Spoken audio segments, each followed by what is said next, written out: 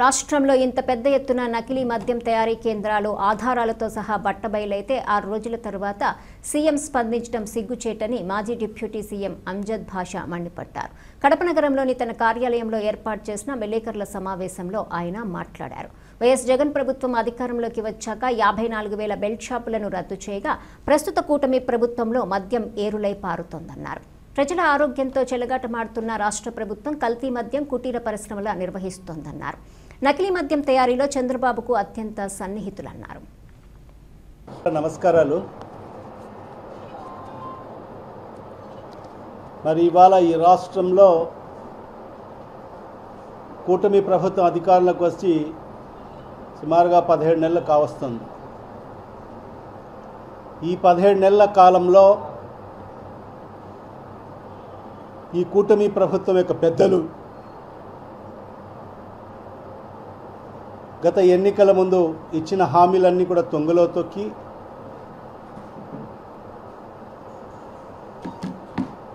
మరి అన్ని వ్యవస్థల్ని నిర్వీర్యం చేస్తూ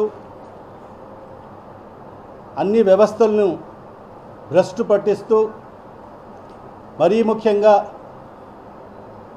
మరి విద్య మరి వైద్య రంగానికి నీరు గారుస్తూ మరి ఇవాళ ఈ 17 నెలల కాలంలో మరి ఈ కూటమి ప్రభుత్వం యొక్క పెద్దలు చేసిన ఘనకార్యం ఏమంటే ఈ రాష్ట్రాన్ని మధ్య ఆంధ్రప్రదేశ్గా మార్చడం జరిగింది. నకిలీ మధ్య ఆంధ్రప్రదేశ్గా కూడా మార్చడం జరిగింది. ఎందుకు చెప్తున్నానంటే 2014 నుంచి 19లో మరి ఆనాడు ఇదే తెలుగుదేశం ప్రభుత్వం అధికారంలో ఉన్నప్పుడు ఈ రాష్ట్రంలో 54,000 బెల్ట్ షాపులు ఉన్న పరిస్థితి అందరికీ తెలిసిన విషయమే. మరి తర్వాత 2019లో మన ప్రభుత్వం జగన్మోహన్ రెడ్డి గారి ప్రభుత్వం వచ్చిన తర్వాత మరి ఆ 54,000 బెల్ట్ షాపులను రద్దు చేసిన ఘనత కూడా మరి ఆనాడు జగన్మోహన్ రెడ్డి గారిది. మరి ఇవాళ ఈ కూటమి ప్రభుత్వం మళ్ళీ 2024లో అధికారంలోకి వచ్చిన తర్వాత చూస్తే మరి ఇవాళ రాష్ట్ర వ్యాప్తంగా 1,00,000కు పైబడి ఈరోజు బెల్ట్ షాపులు నడుస్తున్న పరిస్థితి.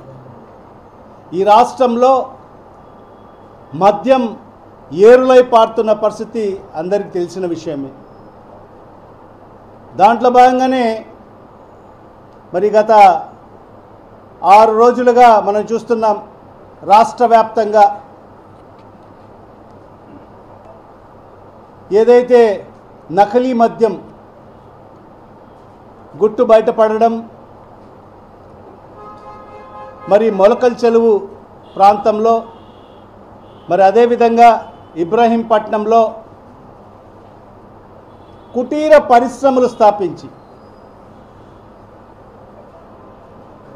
కల్తీ మద్యం యొక్క కుటీర పరిశ్రమలు స్థాపించి మరి నకిలీ మద్యాన్ని ఏ రకంగా తయారు చేస్తున్నారో మరి ఈ 6 రోజులుగా మనం అన్ని మీడియా ఛానల్స్ ద్వారా ఈ రాష్ట్ర ప్రజలందరూ కూడా చూడడం జరిగింది.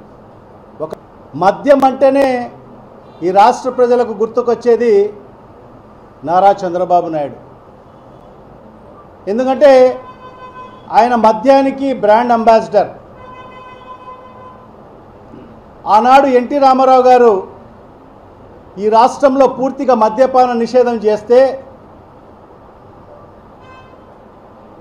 మరి చంద్రబాబు నాయుడు వచ్చిన తర్వాత మరి ఆ మద్యపాన నిషేధాన్ని ఎత్తివేసి మరి మద్యాన్ని ఈ రాష్ట్రంలో ప్రవేశ అవకాశాలు కల్పించింది మరి చంద్రబాబు నాయుడు గారిని ఈ రాష్ట్ర ప్రజలకు అందరికీ కూడా తెలుసు. అందుకే మంది వందలాది ప్రాణాలు పోతున్నాయి. మరి ఇప్పటికే వందలాది ప్రాణాలు, వేలాది ప్రాణాలు పోయాయి. ఆ కుటుంబాలు రోడ్డుపైకి వచ్చాయి. మరి వాళ్ళందరినీ కూడా ఆదుకోవాల్సిన పరిస్థితి ఉంది. ఖచ్చితంగా దీని మీద సిబిఐ ఎంక్వైరీ వేసి ఖచ్చితంగా దీన్ని నిగ్గు తీర్చాల్సిన అవసరం ఉంది. ఎవరు మాఫియా ఉండారు, ఎవరు దీంట్లో సిండికేట్ అయి ఉండారు, ఎవరు పెద్ద తలకాయలు తినే వెనకల హస్తం ఉందో వాళ్ళందరి బట్ట బయలు చేయాలని చెప్పి కూడా ఈ సందర్భంగా గవర్నర్ గారిని కోరుకుంటూ ఖచ్చితంగా వైఎస్ఆర్ కాంగ్రెస్ పార్టీ ప్రజల పక్షాన ఉంటుంది. మరి ఖచ్చితంగా పోరాటం చేస్తుంది. మరి ఈ నిగ్గు తేల్చే వరకు కూడా వైఎస్ఆర్ కాంగ్రెస్ పార్టీ మా నాయకుడు శ్రీ వైఎస్ జగన్మోహన్ గారి సారథ్యంలో పెద్ద ఎత్తున పోరాటం చేస్తామని చెప్పి కూడా ఈ సందర్భంగా తెలియజేసుకుంటున్నాం.